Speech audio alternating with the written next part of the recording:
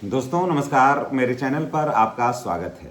आज बात करेंगे कि शिक्षकों का ट्रांसफ़र को लेकर के बहुत हलचल तेज है इस समय कि शिक्षक का ट्रांसफ़र कैसे होगा, समानुपातिकरण होगा या म्यूचुअल ट्रांसफ़र सबसे बेहतर है, या जो सरकार जो विधि व्यवस्था लाई है ट्रांसफ़र को लेकर के, इसमें किस शिक्षक को फ़ायदा होगा और किस शिक्षक को सबसे ज़्यादा नुकसान हो रहा है।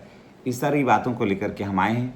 TRE 3 या BPSC का TRE 1 TRE 2 जिनका ट्रांसफ़र नहीं हुआ, जैसे पहले चुनाव का कार्य की वजह से बाधित था और अब जो है वो जनगणना के कार्य से बाधित है, तो बाकी जो शेष शिक्षक बचे हैं उनका ट्रांसफ़र की क्या प्रक्रिया होगी, क्या जो ट्रांसफ़र की जो नीति आई है तो क्या बाकी शिक्षकों का ट्रांसफ़र आसान होगा या फिर ये सिर्फ हाथी के दांत है, खाने के और दिखाने के और। चलिए आज हम इसमें बात करते हैं और बताते हैं कि शिक्षकों का ट्रांसफ़र आखिर कौन सी पद्धति सबसे आसान होगी। देखिए दोस्तों, अगर सच मानिए तो अभी जो पॉलिसी है, अभी जो नीतियां हैं शिक्षा विभाग की, उसमें है कि आपको गृह प्रखंड नहीं मिलेगा। समझिए, आपको गृह प्रखंड नहीं मिल रहा है, आपका जिस प्रखंड में है उस प्रखंड में आपका नहीं होगा।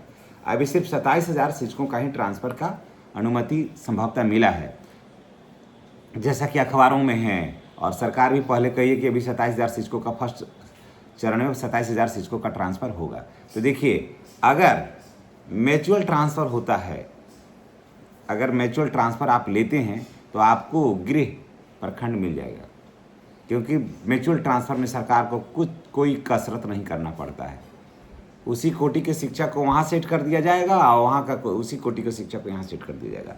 तो ऐसे में आपको अपना घर, अपना पंचायत ही मिल जाएगा। पुरुष शिक्षकों को अपना पंचायत मिल जाएगा। जैसे मान लिया जाए कि कोई शिक्षक हैं यहाँ से नवादा में हैं, नवादा में हैं और वो आना चाहते हैं गया आना चाहते हैं, तो जिस जगह है, जिस गांव में उनका घर है, यहाँ से शिक्षक नवादा जाना चाहते हैं तो कोई ज़रूरी नहीं कि नवादा वाले अपने ही गांव में जा रहे हैं। नवादा वाले अपने घर से 20 किलोमीटर मात्र दूर जा रहे हैं अब, और आ रहे थे वहाँ से 50 किलोमीटर दूर। समझ गए, वहाँ से 50 किलोमीटर आ रहे थे, अब 20 किलोमीटर पास जा रहे हैं वो, है ना। 20 किलो, अब घर से सिर्फ 15 किलोमीटर या 20 किलोमीटर दूर है, तो वो चले जाएंगे। और नवादा वाले शिक्षक गया जो आ रहे हैं वो इनके पंचायत का या इनके गांव के वो टीचर थे, तो ये अपने गांव में भी आ सकते हैं। तो यानी कि म्यूचुअल ट्रांसफ़र आपको एकदम ठीक वहाँ बैठा देगा जहाँ आप जाना चाहते हैं। लेकिन अभी जो सरकार का नीति है, जो सरकार का जो ट्रांसफ़र की जो पॉलिसी है, यहाँ पर थोड़ा सा पेचीदा हो गया है। अभी जो 27,000 का ट्रांसफ़र होगा उसमें तो और भी मुश्किल है। असाध्य रोग से पीड़ित होइए, कैंसर रहना चाहिए, किडनी ट्रांसप्लांट होना चाहिए, हार्ट पेशेंट होना चाहिए, पैरालिसिस मारा होना चाहिए, पति पत्नी के नाम पर ट्रांसफ़र, तो विधवा होगा, तो ये सब बहुत सारी चीज़ें हैं लंदर फंदर बहुत। तो इतना तो आम शिक्षक नहीं ना है, आम शिक्षकों को तो नहीं है, पुरुष शिक्षक को तो और भी ज़्यादा लॉस है। तो चलिए देखिए, आज हम और भी बात करते हैं कि क्या क्या नीतियाँ हैं और कैसे ट्रांसफ़र होगा। इसमें BPSC शिक्षक सामान्य ट्रांसफ़र कैसे लेंगे, गृह ट्रांसफ़र होगा या नहीं होगा, म्यूचुअल ट्रांसफ़र पर क्या अपडेट है, सब कुछ हम आपको क्लियर कर देते हैं। निश्चित रूप से आपको ये वीडियो जो है ना वो बहुत फ़ायदेमंद होगा। देखिए, तो क्या इस वीडियो में बता रहे हैं हम आपको कि बिहार के लाखों शिक्षकों को ट्रांसफ़र को लेकर के बड़ी अपडेट सामने आ रही है। शिक्षा विभाग की नई स्थानांतरण नीति लागू किए जाने के बाद शिक्षकों का नज़र जो है वो ट्रांसफ़र पर टिकी हुई है। म्यूचुअल ट्रांसफ़र ही सबसे परफेक्ट है। दरअसल हाल ही में एक प्रिंट मीडिया के माध्यम से भी आप ये खबर देखे होंगे कि 27,000 शिक्षकों का ट्रांसफ़र होगा, है ना।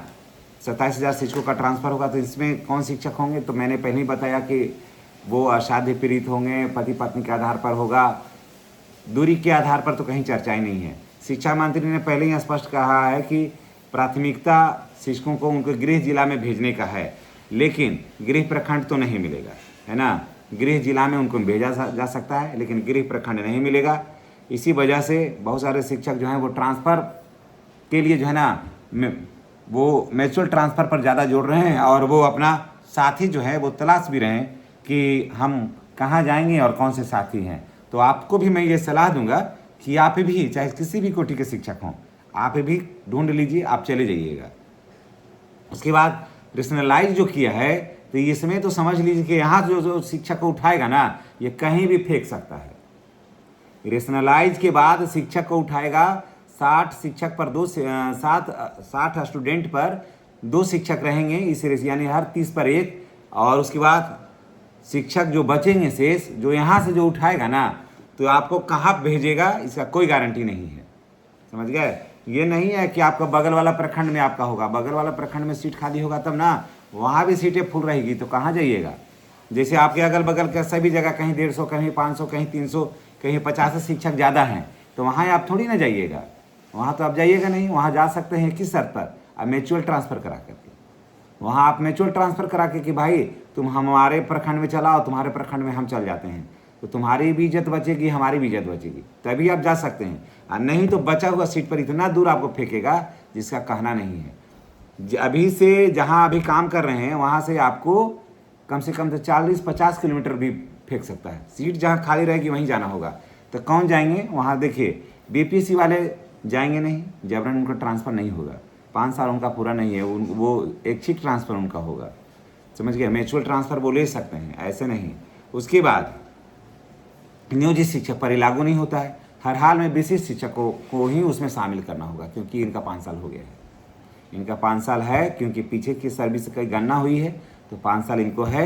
भले ही सेवा निरंतरता नहीं मिला है, लेकिन वेतन संरक्षण जब मिला है तो इसका माने स्वाभाविक है कि इनका पीछे वाला सर्विस का गणना हुआ है, तो यही तो जाएंगे।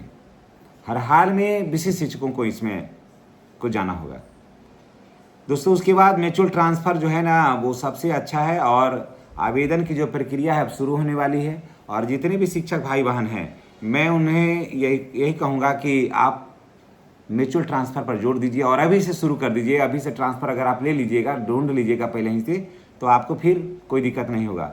फिलहाल उपलब्ध जानकारी के अनुसार, विभागीय संकेतों के अनुसार इसकी संभावना कम ही दिखाई पड़ रही है कि सभी शिक्षकों का ट्रांसफ़र होगा, क्योंकि प्रशासनिक आधार पर बड़े पैमाने पर शिक्षक पुनः समायोजन कराने में काफ़ी समय लगेगा कि सब जगह एक बार अगर ट्रांसफ़र होगा तब। साथ ही छात्र शिक्षक का अनुपात भी देखा जाएगा।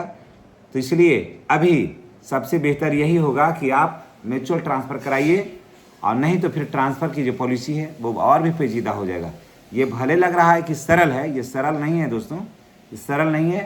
पीछे का जो ट्रांसफ़र की जो प्रक्रिया थी उसे आप ज़्यादा जटिल महसूस कर रहे होंगे, क्योंकि आपने तो मैं भी देख रहा हूँ, आप भी देख रहे हैं। पीछे का जो ट्रांसफ़र की जो नीति थी और अभी जो ट्रांसफ़र की नीति है, पीछे में एक बार में 1-1 लाख लिए हैं ट्रांसफ़र, लिए ना लोग। भले ही आपका नहीं हुआ है, बाकी लोग तो लिए 1-1 लाख, और बड़े अच्छे जगह पर भी चले गए। हम लोग तरफ तो घर घर आ गए लोग, अपने पंचायत में आ गए, तो पति पत्नी के आधार पर म्यूचुअल ट्रांसफ़र करा करके घर आ गए। तो आप म्यूचुअल ट्रांसफ़र पर जोड़ दीजिए, आप ढूंढिए साथ ही। और नहीं तो रेशनलाइज जब होगा तो बीपीएससी वाले को तो नहीं होगा ज़्यादा नुकसान सबसे ज़्यादा विशिष्ट शिक्षक को होगा। अब बात करते हैं बीपीएससी वाले शिक्षकों का क्या होगा। तो देखिए नीति आने दीजिए, तभी कहना आसान होगा कि बीपीएससी वाले शिक्षकों का क्या ढील देती है सरकार। क्योंकि देखिए ये शिक्षक जो हैं वो जहाँ उटपटांग जगह जा कर के बैठे हुए हैं, बैठे हुए कहने का मतलब कि उटपटांग जगह इनकी पोस्टिंग हो गई है, जो न इनके स्वास्थ्य के हिसाब से फिट बैठता है, न इनके विचार के हिसाब से फिट बैठ रहा है, न इनके अनुकूल परिवेश है, न इनके अनुकूल माहौल है, और न इनके अनुकूल स्टूडेंट है, और न बाज़ार है। बाज़ार भी नहीं है, महिलाएं हैं, पुरुष है। पहाड़ के पास जा के लोग रहते हैं। हम अपने घर जाते हैं, हम तो देखते हैं कभी नक्सलियों की बंदूक की तड़तड़ाहट वहाँ गूंजती, तो वहाँ पर शिक्षिकाएँ रह रही है, समझ गए। तो उनके हिसाब से ये सब फिट नहीं बैठ रहा है। तो ट्रांसफ़र प्रक्रिया का आप थोड़ा सा आने दीजिए, उसकी पूरी नियमावली और उसमें संशोधन भी कुछ होना है। ट्रांसफ़र जो की प्रक्रिया है उसमें संशोधन होना है।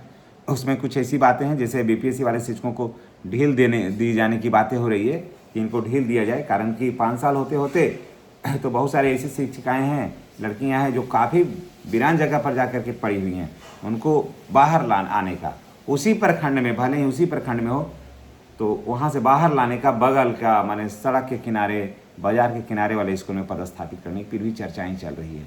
देखिए निश्चित रूप से 8 दिन में वो सब क्लियर हो जाएगा।